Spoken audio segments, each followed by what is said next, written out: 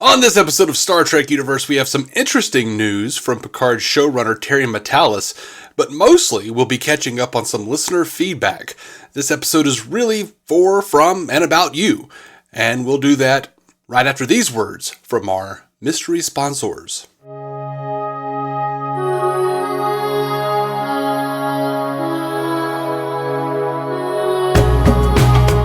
Welcome to Star Trek Universe, the podcast where you listen to two friends just do what they've wasted so much of their life doing, talking about Star Trek. My name is Matthew Carroll. I am David C. Robertson, and I resent the fact that you say it was wasting our time.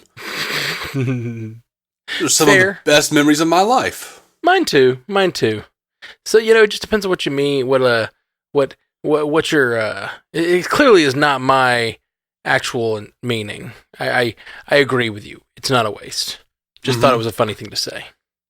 So I take it back. Take it back. All the way back. It is returned into my lungs from whence it came. Okay. But I still feel a residue, is all I'm saying. Okay, we'll wipe it off. Moving on. Let's talk about this episode, particularly what other people are writing in about this episode. I'm excited. We finally did it. We did an episode early in the week, right as it dropped, and we had time to collect the feedback and do it as its own episode. A little shorty here where we're just going to talk about feedback instead of like tacking it on at the end and rushing through it. So let's do this. All right. Well, I did want to get into this news real quick first. Damn it, Dave. There's no time. Enigmanaut on Twitter asked, so is Vadic actually a changeling, or does she just have a prosthetic hand made of changeling goo because Odo didn't need a knife to detach bits of himself? And Terry Matalas, showrunner for Picard, says, Vadic and her gang are changeling. She does not have a special hand. But I'm like, why does he need a knife? Or why does she need a knife? That's my question. Yeah, I don't know, man. But then Emilio Wysocki responded to Terry and said, so what's with the hand? And why does she look so human when nobody else is looking? Seems like something else is going on. And Terry responded, seems like it. Well, I think the idea that no one's looking, we've only really seen her on the bridge, and she's got a crew. Yeah. And I'm assuming they might not even know she's a changeling. Well, I mean, if they're all changelings, of course they know she's a changeling. Oh, the whole crew is changelings? That's what he said. Oh, he said her and her gang. I guess I assumed her gang were the people she was talking to. And she said, because remember, the people she's talking to said, your crew doesn't matter. Like, leave behind the ship, leave behind the crew. You're the only one that's important, or something like that. Mm-hmm. So I would think that maybe her gang is not her crew. Like, this crew might be like hired mercenaries, or they might be whatever, but her gang might be the people she's like in cahoots with. Man, we haven't seen anybody else that she's hanging out with, except for those Executioner from X-Men in the 90s style creatures. Well, no, but we've heard her speaking to someone, and we know she's probably connected to the Saboteur. Mm-hmm. So I think there's probably like a crew, like a cohort of changelings, as they said, like a separatist group of changelings who's got this enacted this plan. But I think all of her crew are changelings. That's what I'm guessing based on his response. That's weird. It is weird. Yeah, I don't think that's right. I think he means her gang is like a different group of people. Well, we'll see. He also retweeted something because but also like if they said to kill the crew, like, which is what the message said, and I'm not misremembering that, right? I don't think so. She said, like, the message said something like, you're the only one that matters. The crew and like, we've seen them before with Odo. Mm-hmm. Like, they only care about changelings. And they really care about changelings. You see how much they worked to get Odo to come back to the link. Yeah, but if the other changelings don't matter, if she's the only one that matters. And also, we don't know that these are like normal people. These are radicals. So we don't know exactly what their deal is. Sure. They could have a completely different ideology than the previous changelings we've seen. But I just think this isn't her gang. Whoever her gang is going to be people that we we find out about later, I bet. My biggest fear is that he is responding to this on Twitter because he's like, I'm never going to actually explain this in the show. Yeah, that would not but be good. he also, Terry retweeted someone pointing out that Jack Crusher, while in 10 Forward, was making a shape with his red stirring straw. And it's the same shape that we see in the credits, every end credit sequence this season. It's the big square that's like sort of standing up on its end with the line through it. And in the opening credits, or the closing credits as it is, we see like a number of like, looks like almost like a energy waveform going into this like big square with a line through the middle. Okay. From tip to tip. And Jack is making that same shape. Okay. With his straw. I don't know what it means. It seems like at the end, we didn't even talk about this, I don't think, on our episode, but at the end of Probably the episode... We suck. Yeah, we're terrible. At the end of the episode, didn't Jack's like, seems like he's being controlled by someone, or like he's in some sort of zonked out state, and he like flashes something in his vision, doesn't he? Or am I totally like making that up? Oh, no. He has some sort of, like, he's been having these like flashbacks to seeing that red door and seeing like the whatever it is, explosions and random stuff. But that wasn't the first time we've seen that? No. Well, I think the first time, I might be wrong. Someone correct me. We'll do another feedback episode. Correct me if I'm wrong. When he goes into that chamber where the gas is leaking, and he like passes out, or he's been attacked by the changeling, and he wakes up briefly, and he sees Seven standing above him. He's seeing all that like black stuff growing on the ceiling, and then he starts having like those red flashbacks of like the red door, and he wants to paint it black, and whatever. Okay, yeah, no, I do not. So it was all that last episode when he's in the gas chamber, and then this end of this episode. So there's something going on with him. I'm guessing since he felt like it was important to point out that he's making the symbol with the straw. Like, I bet it seems to me like Jack has some sort of like hidden memories or some sort of whatever. Mm-hmm. He's been Ash Tylered or something. Yeah, something's happening. Yeah, for sure. But that still doesn't make sense why they needed to find him. Yeah. What if the real Jack Crusher was killed years ago, and this has been a changeling all along? Dude, that'd be dope. That would be terrible for Picard, who never actually met his son, and just like, this is a changeling all along. Mm-hmm. That'd be awful. I mean, he has memories of going to the bar and listening to Picard and all that crap. So right, and it seems like he doesn't know that he's a changeling if he is. That's what I mean, Ash Tylered. Yeah. I don't know, man. Maybe. All right. Well, we'll see. You want to get to the feedback? Yep, that's it. We've got feedback. Dive in, baby. Aritra the Gnome on Twitter says, to be honest, I have a hunch about the Discovery cancellation not being exactly what is being said officially. If there's some form of crossover planned, and Paramount would want to keep it a secret a bit longer, since Picard Season 3 is still running and we haven't seen Disco Season 5 yet at all, hiding the production as reshoots for Season 5 would be a way to obfuscate. Season 6 would have had to start production soon. Discovery as we know it is indeed ending, but that doesn't mean it's the end for the characters. And I did press him, and I said, what makes you think this is all happening? And he says, don't set up a giant glowy portal and then don't use it. Granted, they could just have parked whatever was originally planned, but there's an opportunity here, and if you want to avoid spoiling something 2 years ahead of time due to long production... ... What's the glowing portal? The glowing portal is that which Vatic and her crew used to send the Titan yesterday's Enterprise style through the portal and out in front of them while they were trying to get away. Also what they used to destroy the Daystrom Institute. Okay. But how does that relate to Discovery? Or are you saying... I don't know. I think what he's saying is that he thinks there's going to be a crossover, and they're going to somehow use that portal to get the Discovery crew into the 25th century. That'd be dope. Especially It'd be cool. Brought back some 29th century technology or whatever, or 30th or whatever wherever they are. 32nd. 32nd. All right.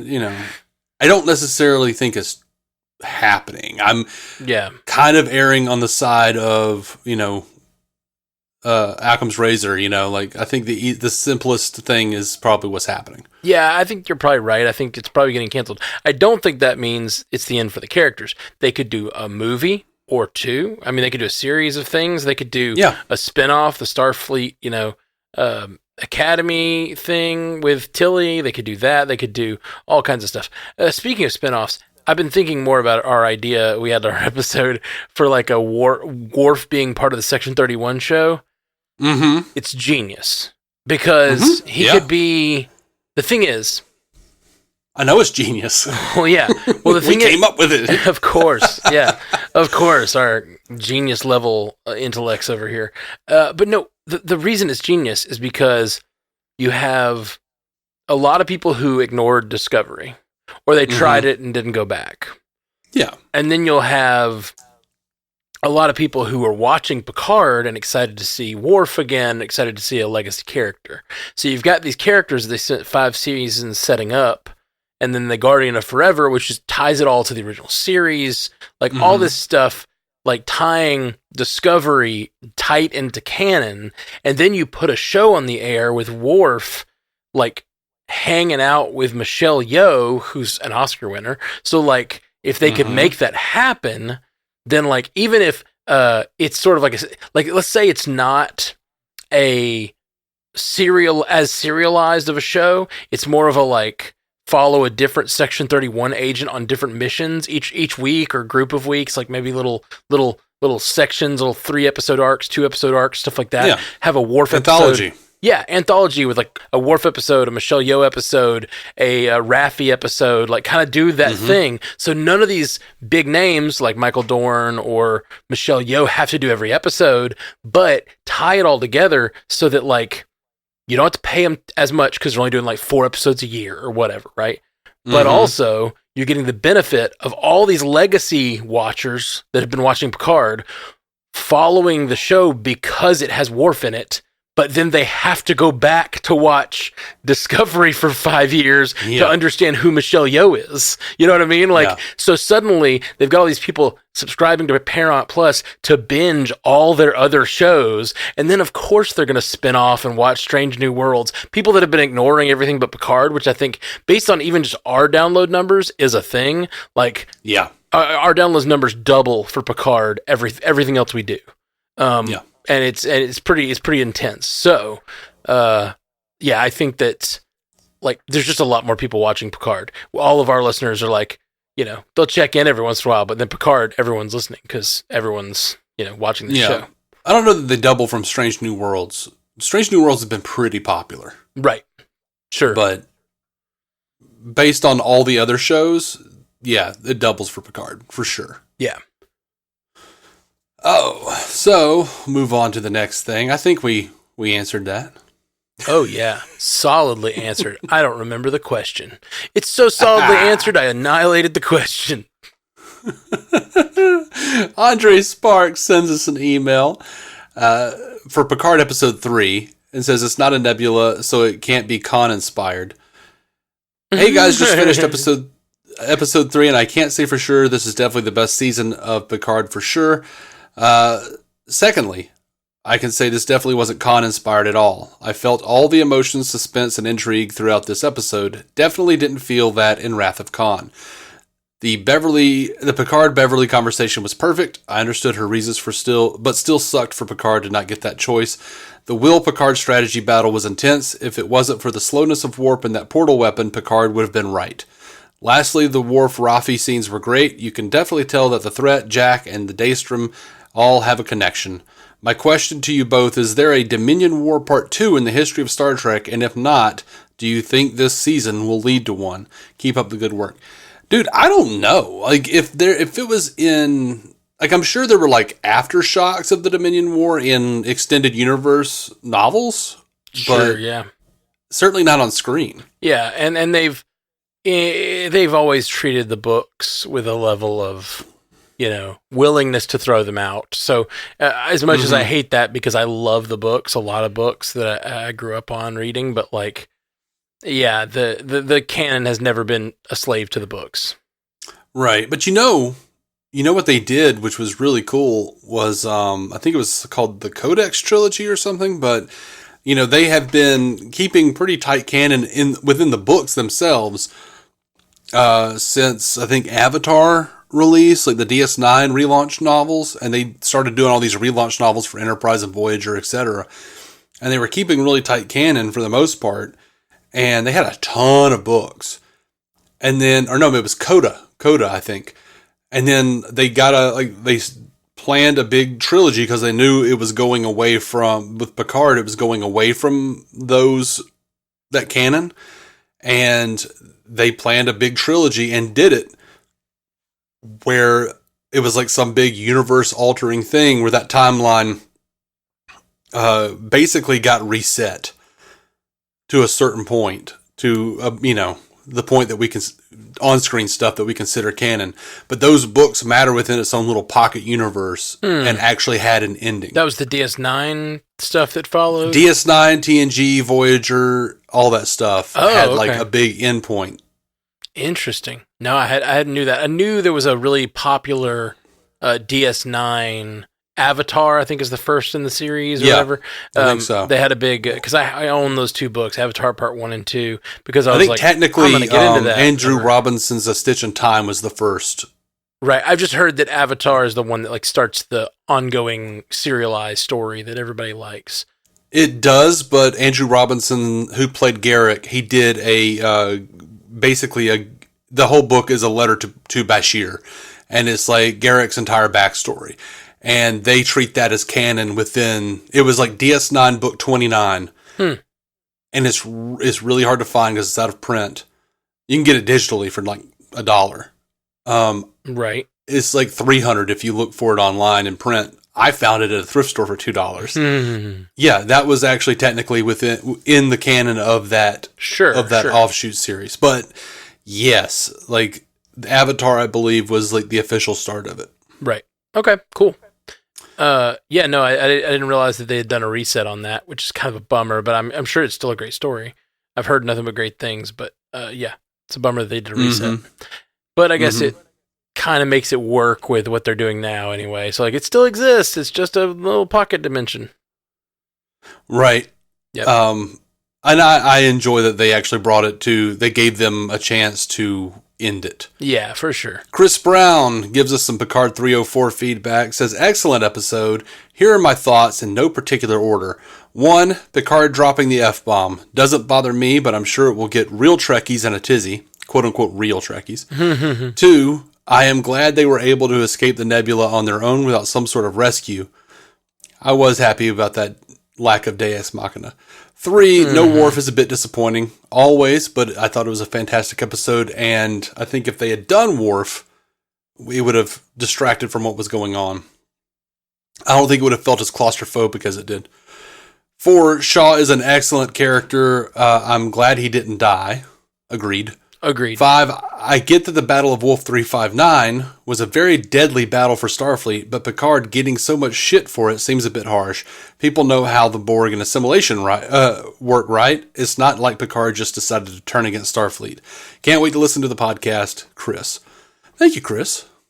Yeah, agree with all that Chris is saying there. People may know intellectually that it's not someone's fault. But I mean, we see it, today's world, there's still a bunch of assholes in this world, like blame the Chinese people for, like Chinese people in our country for COVID happening, and like dehumanize them and hate them. Like, so you can absolutely imagine people, not that it's the right thing to do. Surely there are more evolved people. There are a lot of people. There's people like LaForge who's like, you're an ex-Borg, but I trust you and I call you by your name that you've chosen, even though it's a Borg name, But there's gonna be people, and I love that there's people in this world who think of this like black and white. And also, Cisco had the same problem, literally the same exact problem. Like, he may know intellectually that Picard's like a guy he should respect, but this is the face of the man who killed his wife. You know what I mean? Mm-hmm. Like, absolutely, it works for me. I totally see why people in that battle heard the voice of Picard. It's just hard to get over, you know? Yes, I agree. I dig it. And I do want to go back to the F-bomb. Yes, it has. Like, I've been on Twitter. I've seen lots of people complaining about it, saying like it doesn't befit a man of his prestige, like it's archaic language. I mean, the F word has been around since what, like 1457, something like that. Like I think it'll survive a few more centuries. Right. Also, in the first episode of the Next Generation, Picard tells Riker, I need a personal favor. I want you to make sure that I don't make an ass of myself in front of children. So he said ass. Mm-hmm. Numerous times in the Next Generation, he said merde, which is shit in French. Yeah. And we all remember, not good enough, damn it, not good enough. Yeah. Picard curses. And he said, the line must be fucking drawn here. So in that first scene in Encounter at Farpoint, he asks Riker to make sure that he maintains an air of geniality as a captain. I mean, Picard was a wild child, man. I think he cursed plenty. And, you know, it was an emotional moment. He's allowed to drop an F-bomb. There's not much cursing in Star Trek. There's more as of late. But let me ask you a moment. Mm-hmm. This is one of my favorite questions we ever got on the MCU cast. And it was, if you could add a curse word to any line in the canon, where would you put it? Where's that emotional moment that like you wish they'd have been able to? I don't know. I mean, I really don't. The line must be drawn here. That whole speech, I feel like that could have used some curse words, but I don't know exactly what. Maybe in First Contact when Worf was like, "If you were any other man, I would kill you where you stand," and Picard says, "Get off my bridge." Yeah, maybe he should have dropped the F word there. Yeah, get off my fucking bridge. We're gonna have to put an explicit tag on this or episode. Damn bridge or something. Yeah. Get something. off my damn bridge. Yeah. Even if he had said, "Get the hell off my bridge," that would have been dope too. Yeah, I agree. That's a good one. I like that one a lot. Yeah. I'll go with that. I like, yeah. I'm just trying to think of good, like, I mean, like, honestly, that first meet, we were just talking about it, but that first meeting of Cisco and Picard, I'm trying to think of times when our characters were really irate. I mean, the death of Tuvix. Tuvix pleading for his life. You know? I don't know about that one, man. I'd be cursing at some folks. They're like leading me to my death. Like, I want to live. Please don't kill me. Oh, son of a bitch. Well, if you not like that. No, he just goes like full like Dave Chappelle in Half Baked or whatever it is, like, but not like his proper character, like Sir Smokes a Lot, you know, like, are you there, Lord? Help! Well, that takes it to a weird place. What do we have up next? Andre Sparks giving us some feedback on episode 4 of Picard. Said, "Hey guys, the writers are really knocking it out of the park this season. I'll keep this short. The flashback of Jack talking to Picard broke my heart. I really felt for Jack in that moment. Lastly, who did Jack mess around with? Like, I'm starting to think the captain of the enemy ship was a woman he was dating's mom, or he messed with a princess or something. The creepy blob looked like he was wearing a crown. Can't wait to see where this goes. Geordi comes back next week, right? I don't know. I don't know Geordi either. shows up. What's it? What is he talking about when he messed around with? I'm forgetting what I even. Well, happened. he's saying that Golly. he's talking about that when Vadic cut off her hand, the blob looked like it had a crown. He says.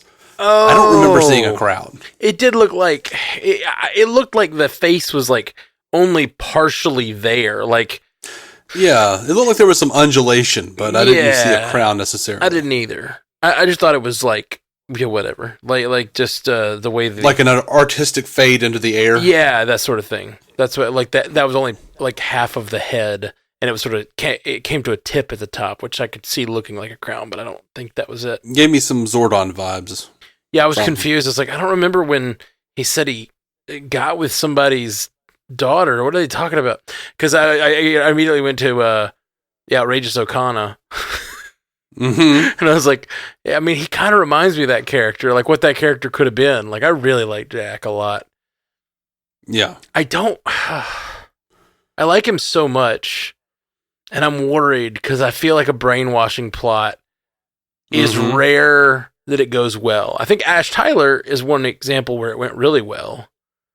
But, like, Barely. I like Ash Tyler. I like the plot line. I like the character. It ends in a place where I really like the character a lot. Yeah, I'm just saying he had some problems from it.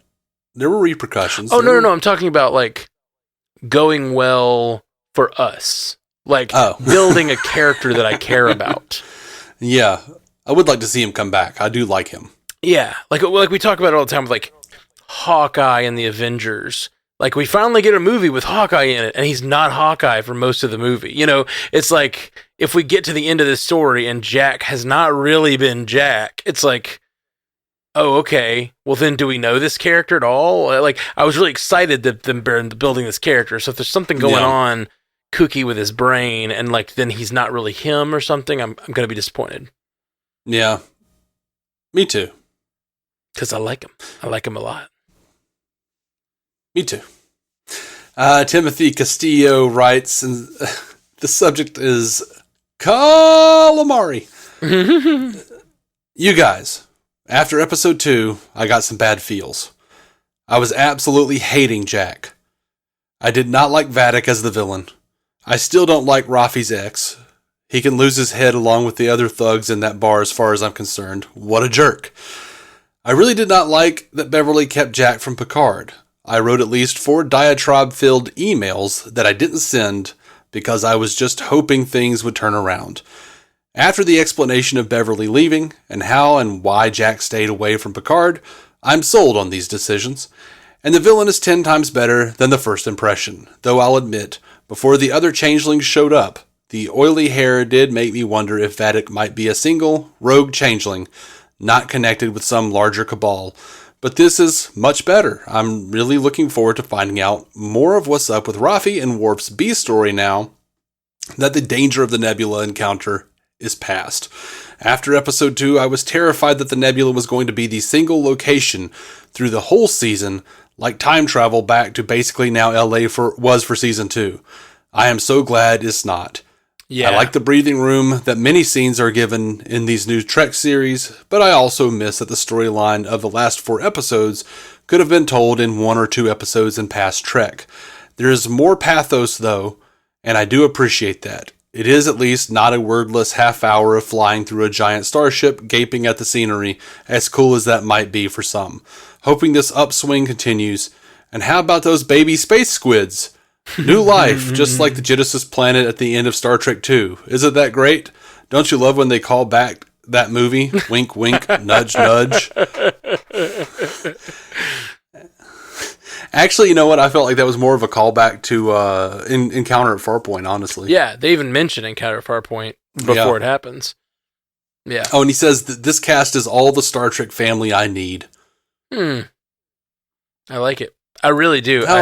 How sweet and sad. Oh, this cast. I thought... Yes, this cast. I thought he meant the cast of the show. Like, this cast is really good. And I was like, I agree. This cast is really good. Like, the cast of the show. Thank you. That's very sweet. Thank you so much. Actually, you know what? I'm turned around. I think maybe he did mean that. Yeah. No, I'm unsure. Now I don't know how the hell to feel. Well, either way, I either agree with you or I'm honored. Thank you.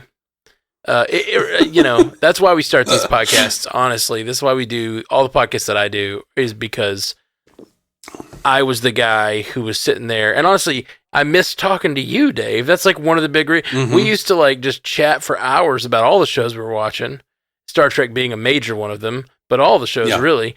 And then we just got older and just didn't have time. And Star Trek went away for like 15 years. Yeah, true.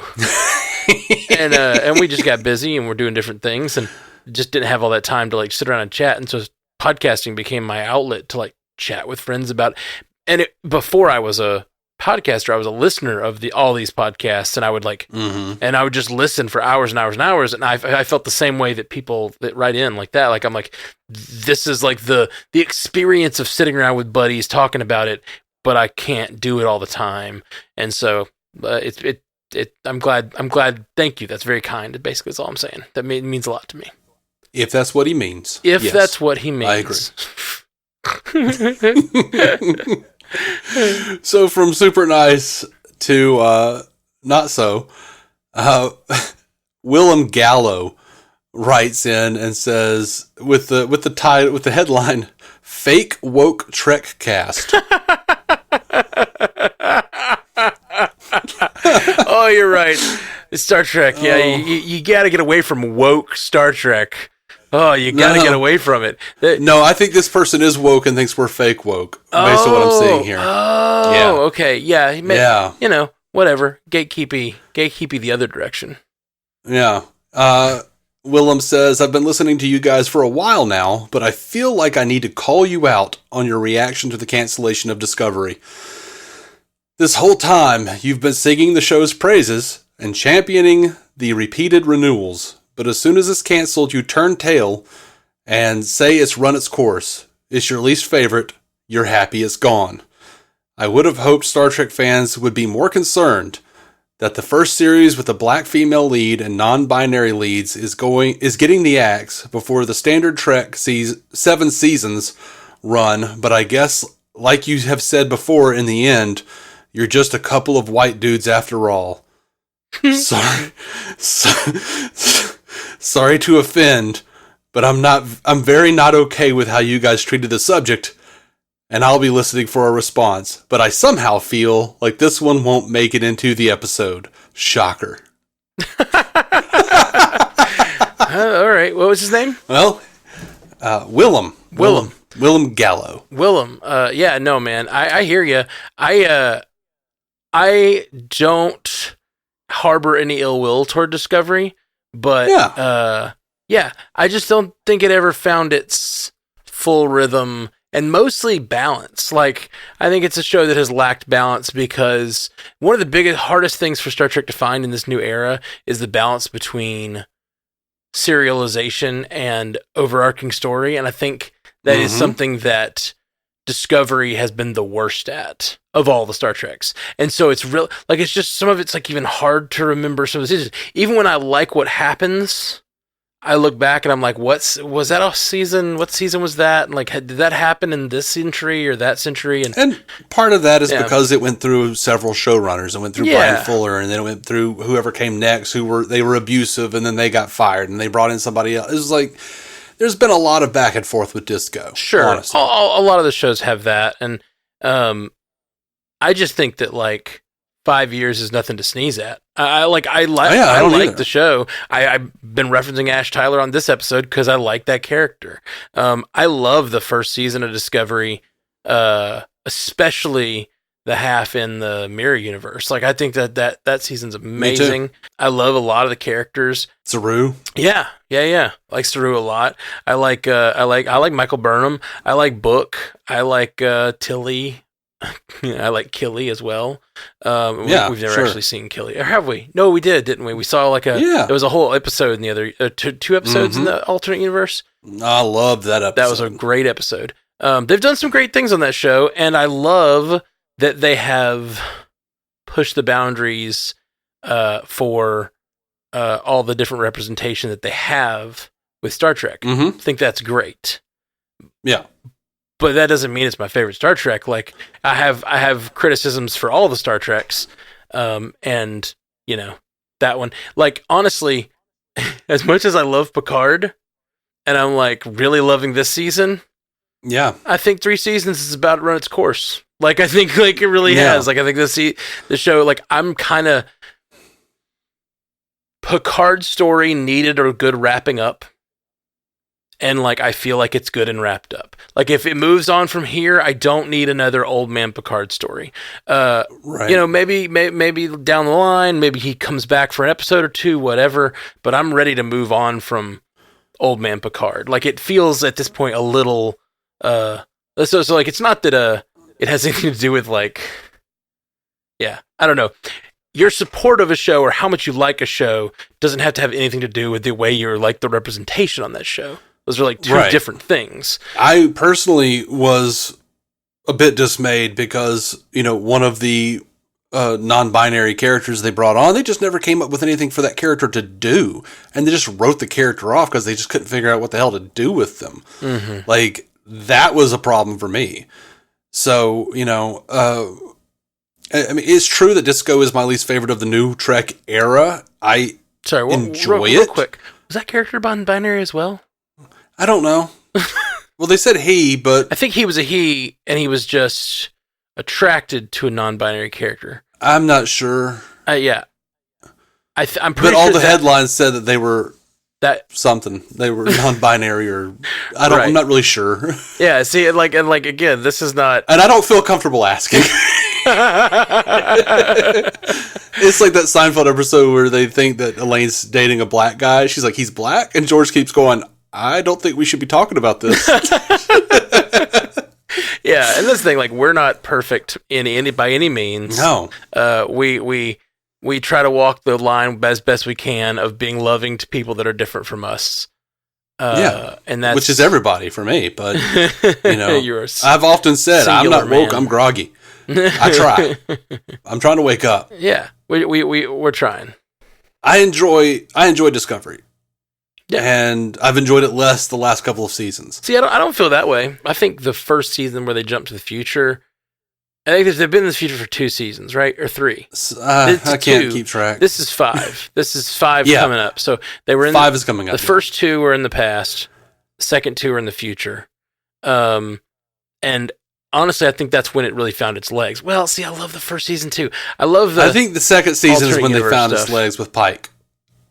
So much so that Pike, Spock at number 1 got a spinoff. Yeah. Oh, well, I think that's a huge boon for the show for sure. Those characters were great. Yeah. And they just did a good job of walking the line by keeping those characters kind of who they were, but expanding them enough and bringing them to, a new Trek.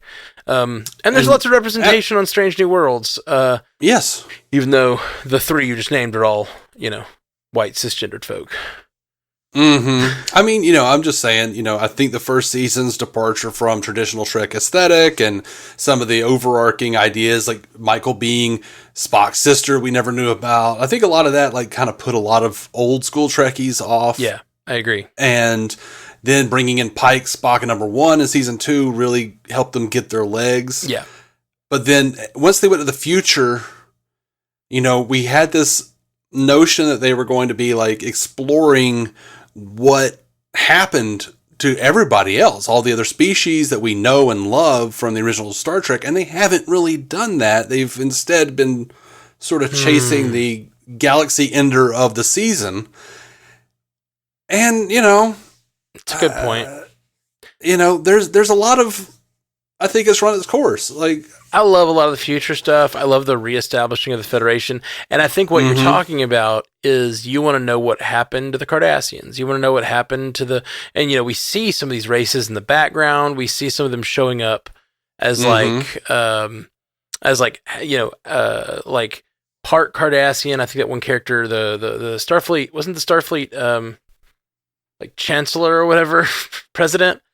Yeah, she looks like she's Cardassian Bajoran. Yeah. So like, some mixture. Like they do things like that, but then they don't go back and tell us the history of those worlds. But like the thing is, if they do that, they kind of ruin the ability to tell 25th century stories. Right, they do. That's the problem with all these different prequel, sequel, jumping in time. If they just continue doing what they did with Next Generation, if they just like moved forward, just move forward a little bit. And they kind of did with Picard. They jumped forward 30 years or 40 years, whatever they did. And they're moving incrementally forward now. And that's I think that's what they got to do, because Star Trek's about the future. And I think them trying to tie everything to the past has been a big problem. And as much as I like Pike, because they did a great job casting, they did a great job writing for that character, I think that that hampered Discovery finding its own voice. It wasn't until it got to the future that it like found its voice, I think. Yeah. But no, I absolutely in favor of inclusion. I imagine, but that's the trend that will be continuing in future Trek.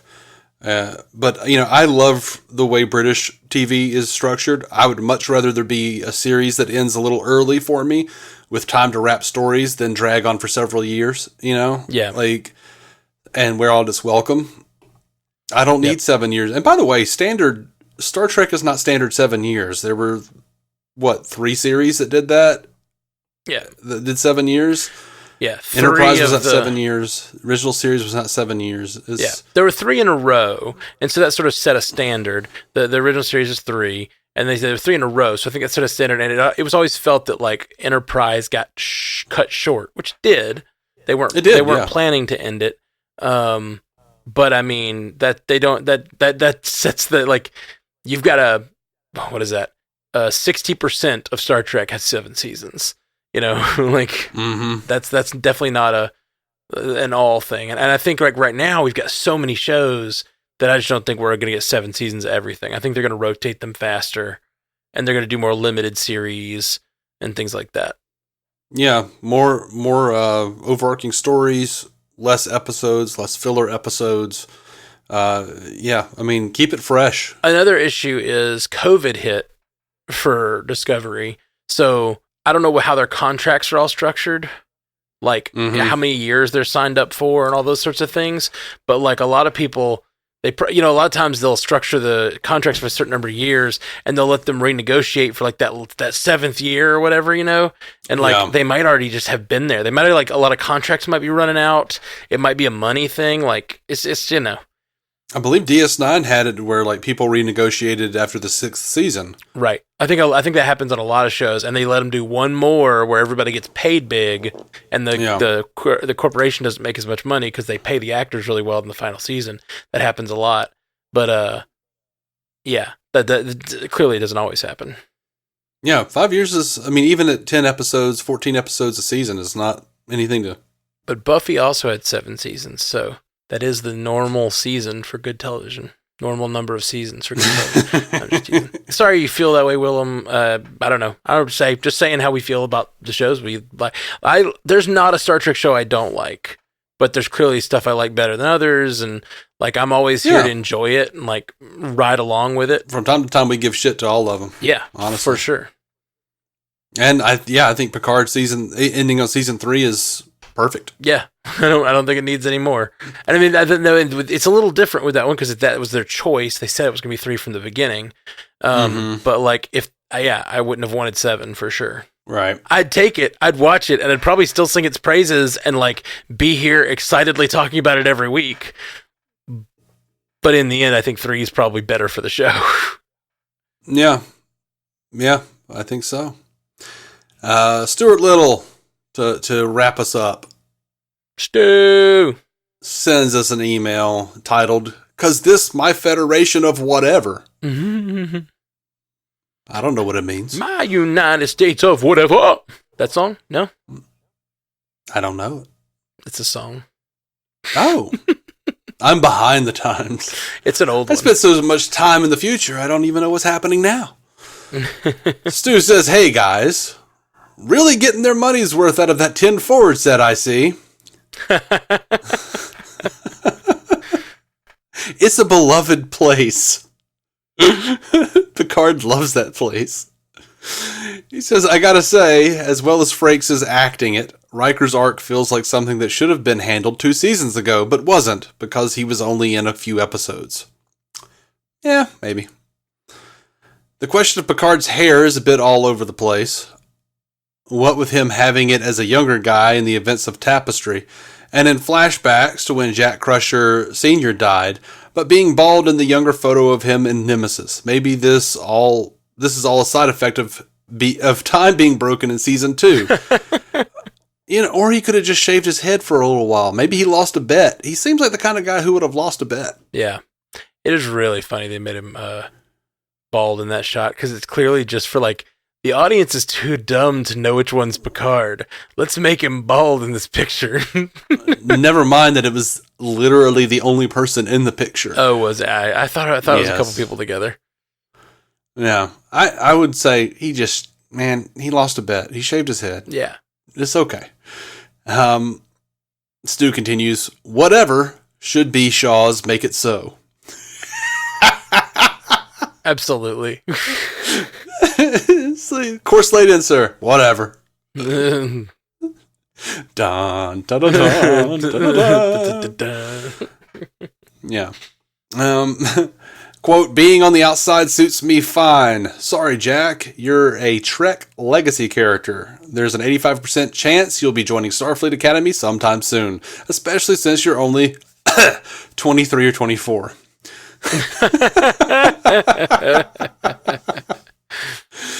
It seems like he lives a hard life, Look at 23, 24-year-olds, after the Depression. Especially when they need to get back to their bucket, Yeah, man. I wonder if Space Babies was the original title for Prodigy. That came out of nowhere. I feel like it did, yeah. Can't believe they let Shaw handle heavy machinery while stoned. Why not? He was their only option. I wouldn't call it heavy machinery. He's moving like isolinear chips or whatever. Yeah. He's like swapping out some isolinear chips and he's got an Apple Pencil. Yeah. It's okay. It's not like driving a forklift. I mean, sure, It means the whole ship will die if he does it wrong. So your point is taken. Yeah, right. He's just driving a tractor beam. Nice. Can't believe is turning life support off for a minute really that dramatic? Shouldn't there still be enough air for a while remaining? Funny how they never turn off the artificial gravity when they need extra power. Well, I mean, if they turn off the artificial gravity, they're not going to get anything done. They're just going to be floating around. We remember that's how, the saboteurs crippled the Klingon ship in Star Trek VI. Mm-hmm. And so that they could single-handedly, or I guess, four-handedly, beam over and kill all of the Klingons as they were floating. But turning off life support's always been that dramatic on Star Trek. I see no reason to break that tradition. Yeah. They just do whatever's convenient for the plot. Because there's definitely episodes where, there's this much air left. You know what I mean? They don't turn off life support and then the air is just gone. But sometimes it is. So. Yeah. Stu continues, it is kind of funny how in the flashback Picard owns Jack with his comeback to the question and gets applauded for it. I wonder if he was ironically thinking of saying, I banged your mom too at the time. It feels like the American Dad version of him or whatever. Yeah. Is it American Dad that he's on sometimes? He's on American Dad. And sometimes he shows up on Family Guy, but not as that character. Okay. Lots of red in that Vision Jackhead. Red matter related, perhaps? Either that or the Anti-Monitor is the big bad this season. Wow, pulling in a DC reference. Kind of a deep one, too. Red matter. Maybe, I guess. I doubt they're going to be that on the nose with it. He says, anyway, a good episode, and mostly one doing its own thing, though still had to get the Wrath of Khan reference in with the title. Take care, guys. Thank you, Stu. Yeah, thanks, Stu. I don't know what to say about the red door, man. I'm sorry. I already made my joke about he sees the red door and wants to paint it black. Yeah. I got nothing. I need to go back and rewatch, because, I remember he had some sort of episode at the end, and he was in a mirror, right? He was sitting in a mirror at the end. I thought so. I don't remember. I think so, because I remember thinking it was like Stamets in Discovery. Oh, he's having something going on with his brain. Something's connecting to somebody, or being controlled by somebody. Yeah, if this connected to that, I'll only believe it if he falls down after a vision and goes, ow! Mycelial. Gross. That pun was gross. Man, I can't wait for this episode, this new episode. You know, like, I really can't. Like, I'm just pumped for it. Really, really pumped for it. Yeah, me too. Me too. I'm excited. Yeah. And I really don't want to be the guy who just gets excited for like Legacy Trek, you know, but I do get really excited for this show. It just seems like, well, and I haven't been this excited for all of the Picard seasons even. It's just like, they're doing a really good job this season. Someone said it a minute ago, with the writing's just been killer. It has been. Yeah, I agree. There's like my normal level of excitement that I get for, like, you know, most new Trek. And so far that's really just Lower Decks and Prodigy. Yeah. But then, like, I have been, and to be honest, like the first 2 seasons of Picard, but this season has been super good. Yeah, I agreed. And I think a lot of that is just like, you know, I mean, not only has it been good, there's like the promise of more Dominion War stuff, the promise of, you know, more DS9 related stuff, seeing Worf back. Yeah, for sure. Getting many things we've just talked about or wanted forever. But also there's this like, I've said it over and over, but I think one of the biggest problems is the way that Star Trek's serialization, it was such a episodic show from its inception. It's really struggled to find its footing doing something totally different, you know? Yeah. Like, it's almost like DS9 was like a pioneer of serialized storytelling on television.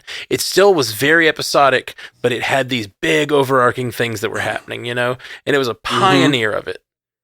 And then they pulled back for the next 2 series, you know? Like, I mean, Enterprise has a lot more overarching things than other Trek, but but then they just left the marketplace for like 30 years or whatever. Haven't been that long. No, it's like 10 years, 15. How long was it between? They ended in 2005. Enterprise. Okay, did. So almost 20 years. What was Discovery? 2016. Oh yeah, that's true. Discovery came back a lot sooner than now.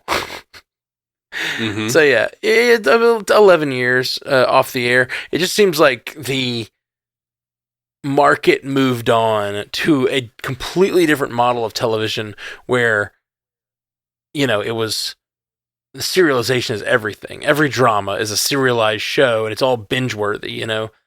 And like Star Trek has had a hard time finding its identity. And I think what Picard is doing right now with having, like, it feels like this first 4 episodes was one episode. You know what I mean? Like someone said, this could have been covered in 1 or 2 episodes. Yes. The things that happened could have, but we got multiple episodes of like really good, fulfilling story in each episode that has built this 4-episode arc, you know, and now they're free of the nebula. Yeah. Like, this has been some of the best balance of that I've seen from Trek lately, and I'm excited that hopefully they'll learn the lessons of this show. So I was gonna make a joke, and I still could, I guess. Yeah, they should do a spinoff with Jack Crusher teaming up with Worf and call it Red Worf. Yep. But then I got really sidetracked because you were talking about that mirror, and I was like, what if Jack Crusher was the mirror Jack Crusher? Oh, man. We never had a mirror episode of The Next Generation. And you best believe Terry Matalas knows that shit. Yeah. But what if some of the recurring familiar faces from DS9 are like the Mirror Universe versions? What if they actually have to go to the Mirror Universe? If they're teasing a mirror,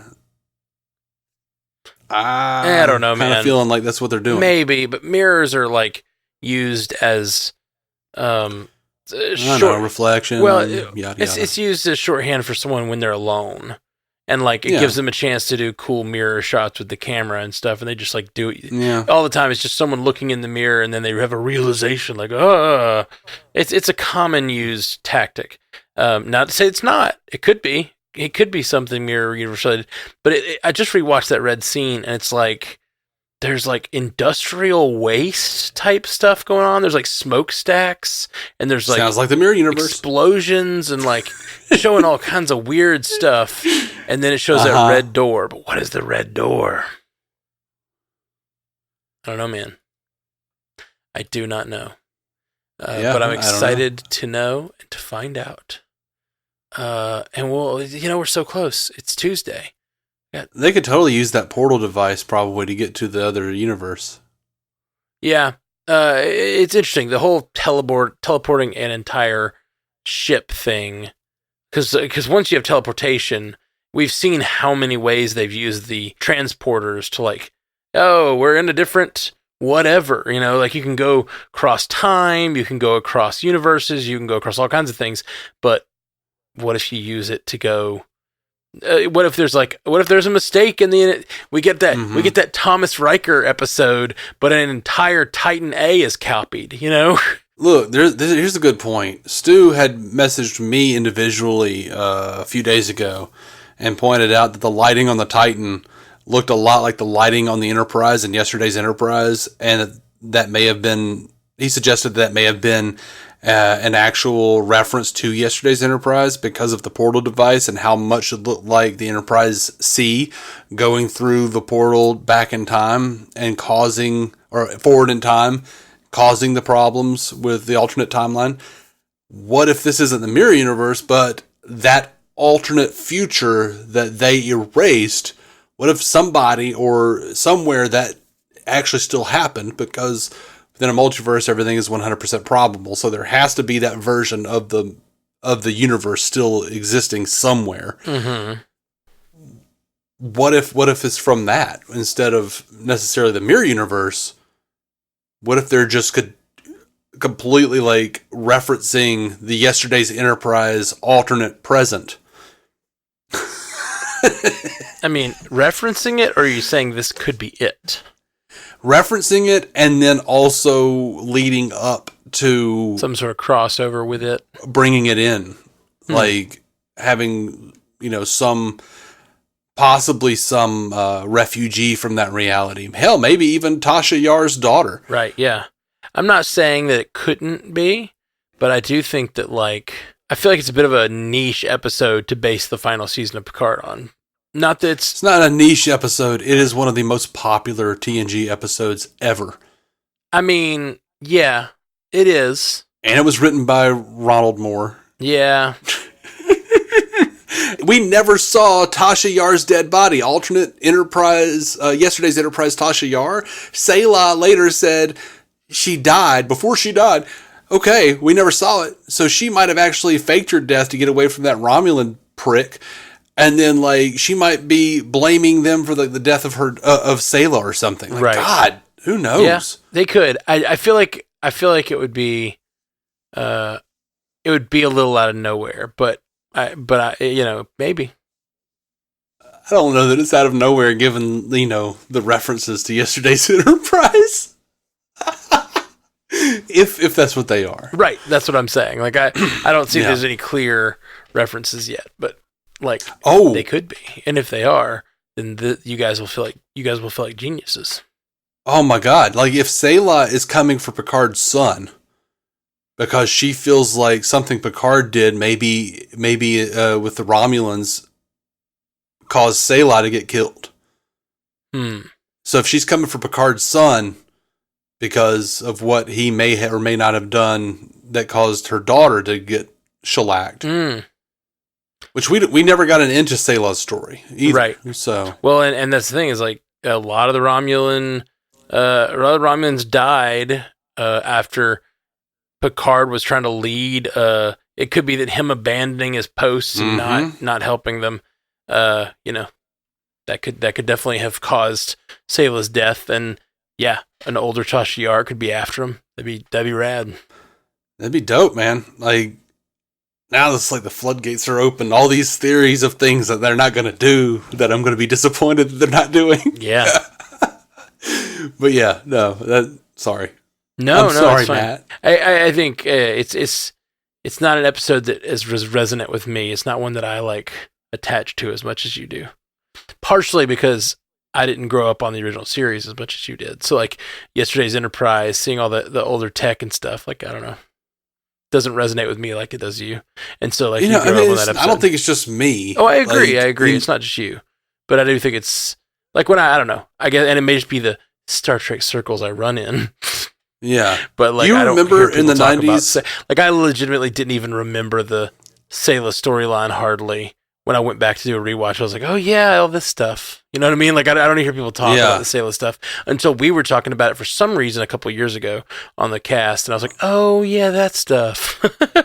Yeah, that was one of the things I remembered most was like alternate Tasha from yesterday's Enterprise having a child with a Romulan. Yeah, and then but look, years and years ago, right before Next Generation ended, they did a special called Journey's End, and they did like a top 10 episodes of Next Generation.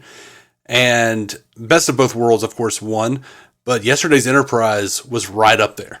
Yeah. Like, it is like one of the most talked about Next Generation episodes that I see still on Twitter, people still talking about yesterday's Enterprise. Like, it's a big deal. Yeah. I think it's a very beloved episode, and I believe Terry Matalas might do something with it. Also, and I talked about this a couple episodes ago, Denise Crosby complaining on Twitter that she wasn't invited to the premiere. Right. I'm like, you're a red herring. What I mean, I should unravel what I said, because I said niche, and I don't mean it's a bad episode or like, I kind of mean it's complicated. Like what happened in those episodes is complicated. Oh, I thought you meant like Avril Lavigne. That's exactly what I'm talking about. No, like the idea of like, I think that like it's multiple episodes too. It's like yesterday's Enterprise, and then it's other episodes with Sayla later, and like all this stuff, right? Yeah, there's yesterday's Enterprise, and I can't remember all of them. I know that she was in Unification parts 1 and 2. Right. It feels like at least for me, even like I'd need to go rewatch those episodes to like remember all the like idiosyncrasies of it, and I feel like they're gonna want to do something that's a little like broader. I think it, like, just because. It's like the Changelings. Like, bringing in the Changelings is perfect. Like, we all remember the Changelings. You don't have to know the whole Dominion War to know the Changelings were kind of the baddies. You know what I mean? I would argue that more people would remember Sayla than they remembered anything from DS9, because way less people watched DS9 than they did TNG. TNG was like universally watched. Like, people who hated me for being a Star Trek fan in school, who would beat me up for it, watched Next Generation because admittedly that shit was cool. Well, I agree. More people watched it. Like, my parents watched it, but they couldn't talk to you right now about yesterday's Enterprise. But I feel like DS9 fans are like DS9 stans, like, because of its overarching nature. Like, yes, TNG had a much broader audience, but I would say that DS9 had like a deeper audience. Maybe, but I would also say that, like, I think Terry Matalas, dude, did you know he started as like a page on Voyager on Jerry Ryan's first season? No, that's fun. Yeah, like that's what he was doing, and they apparently, she was just on a talk show talking about how like they were both the new kids on the block, and they became good friends. And she's like, and now years later, he's my showrunner. Mm-hmm. That's crazy. But that he's such a Star Trek fan, and he's such a dyed in the wool fan.